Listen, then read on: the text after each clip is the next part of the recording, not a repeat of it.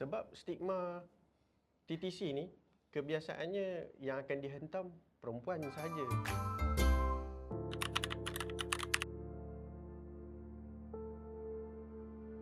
Untuk TTC ni sebenarnya test untuk lelaki ni sebenarnya tak banyak. Dia hanya ada satu test je yang perlu dibuat. Cuma kebanyakan lelaki dekat luar sana mungkin tak tahu ataupun mereka tak berkongsi pasal test ni lah.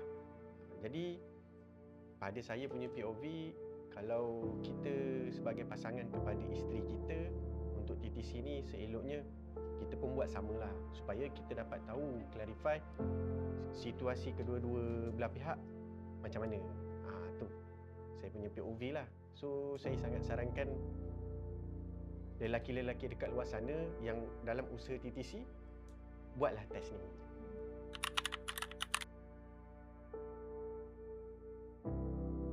So far tak ada, cuma test adalah ujian sperm analysis.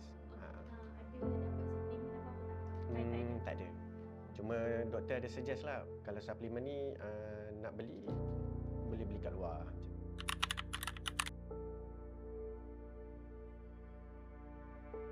Dalam proses TTC sebenarnya yang crucial kat sini untuk lelaki adalah emosi lah.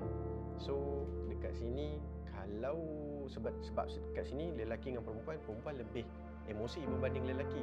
Jadi kalau lelaki ni pun emosi, susahlah untuk TTC ni nak go to the next step. So pada saya POV, saya punya POV untuk sepanjang proses TTC ni, lelaki kena kuat emosi. So kena pandai kontrol emosi dan kena pandai kontrol emosi wife.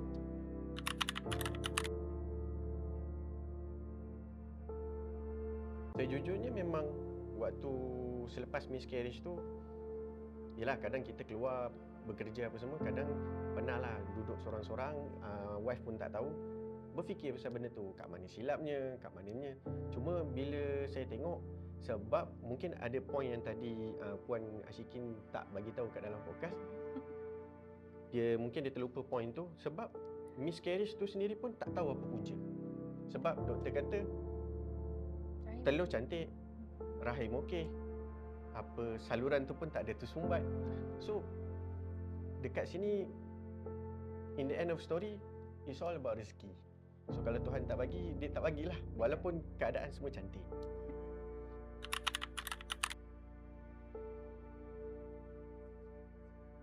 So pada saya mungkin saya punya pesanan ni maybe boleh fokus kepada lelaki dekat luar sana lah. So dekat sini sepanjang kami go through this TTC punya progress, saya tak sure beberapa tahun yang lepas sepanjang kami berdua go pergi keluar masuk klinik, kebanyakan kami jumpa perempuan pergi seorang. Jadi pesanan untuk saya kepada lelaki dekat luar sana, give time for this process to your pasangan lah, spouse. Kalau boleh ada lah dekat, kalau tak boleh ada dekat setiap perjalanan, mungkin ada dekat perjalanan yang penting. That moment tu you boleh ingat balik nantilah. Benda ni semua momen-momen yang you akan ingat bila you ada anak ni. Benda tu apa kata, daripada setiap perempuan, bila husband buat macam tu, actually kita rasa macam we're not alone tau. Kita rasa sangat dihargai. So we felt like, okay, benda ni sedikit sebanyak bila husband ada kat sebelah, kita tak rasa berat. Kan? Saya rasa lah, saya tak tahu orang kat luar. Sebab stigma TTC ni kebiasaannya yang akan dihentam perempuan sahaja. Jadi bila stigma ni perempuan sahaja nak kena hadap seorang, dekat situlah lelaki kena ada. So itulah pesanan saya kepada semua lelaki kat luar sana.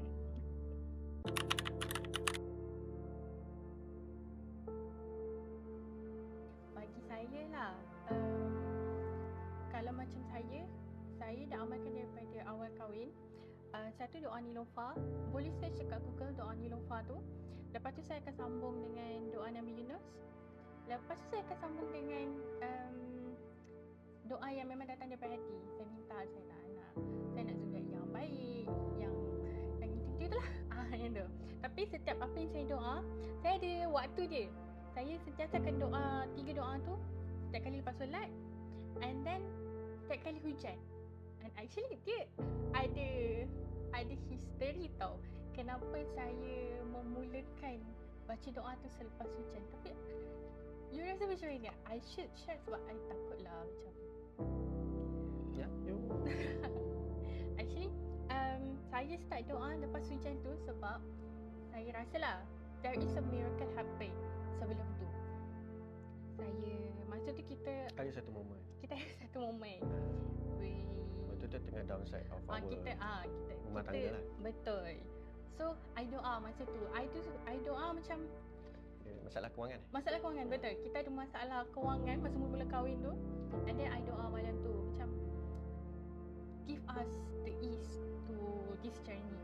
I doa masa tu betul-betul berapa hujan. Esoknya ada orang WhatsApp dia bagi job ribu-ribu.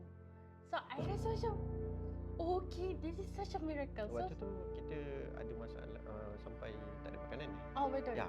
Betul. Kita orang pernah berada di waktu tu. So kita orang rasa macam bila benda tu jadi, dekat situ saya punya rasa macam tak terkata lah. Bergantung. So kebergantungan saya pada Tuhan tu nak kata macam mana? Makin kuat. Makin kuat. Sebab tu sekarang setiap kali saya lepas solat, lepas kalau ada hujan, saya akan baca. You? Macam saya tak ada any spesifik amalan. Lebih kepada orang kata do the wajib thing lah.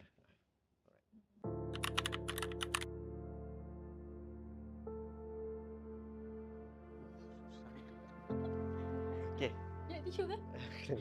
So untuk just one thing je lah yang saya nak cakap pada isteri saya.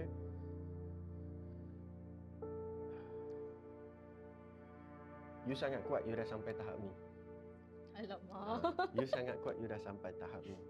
Sebab saya tak rasa ada perempuan kat luar sana yang boleh sampai ke tahap ni, yang boleh sharing about this thing pada. And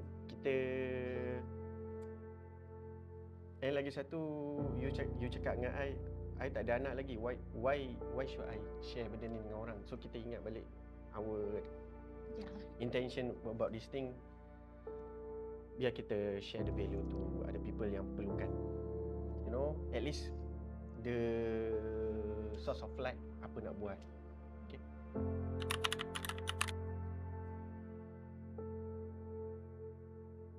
I just want to say thank you. Boleh cakap dan nangis macam ni? Sure. Okay, sure. Okay, I try. I just want to say thank you because you go through with this journey together with me. And I really hope that dengan apa yang terjadi dekat kita semua ni will bring a lot of blessing more dalam marriage life kita. InsyaAllah.